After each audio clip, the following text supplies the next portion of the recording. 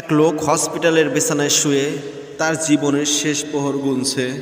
এদিকে তার পরিবারের লোকজন এবং হসপিটালে একজন ডাক্তার তার বিছানার পাশে দাঁড়িয়ে আছে। এমতো অবস্থায় মৃত্যু শয্যায় শুয়ে থাকা ওই ব্যক্তি সে তার বড় ছেলেকে ডাকতে বলল, বাবা তুমি তো সকলকে নিয়ে একসাথে চলেছো, অনেক কষ্ট করেছো, যাও পশ্চিমবঙ্গের রাজকন্যাকে তোমাকে দিয়ে গেলাম যাতে তোমার কোনো কষ্ট আর না করতে হয়।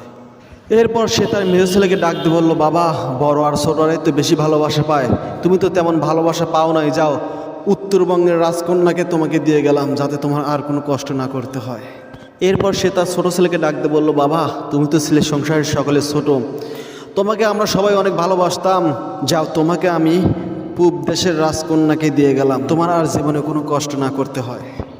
এরপর ডাক্তার সাহেব বলল, আহ কি তোমাদের ভাগ্য, তোমরা এমন একটা বাবা পেয়েছো, 3 দেশের রাজকন্যাকে বিয়ে করে সুখে শান্তিতে বসবাস করবে তোমরা 3 জন। তখন তারা 3 ভাই বলল, আরে ডাক্তার সাহেব থামেন, কিসের রাজকন্যা আর কিসের বিয়ে? তখন ডাক্তার সাহেব বলল, কেন কেবল না তোমার বাবা তোমাদেরকে 3 দেশে 3টা রাজকন্যা দিয়ে গেল?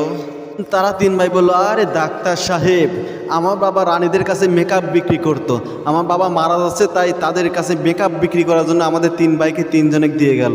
এই কথা শুনে ডাক্তার সাহেব এই যে কোমায় গেল, আর কোমা থেকে সে উঠল না।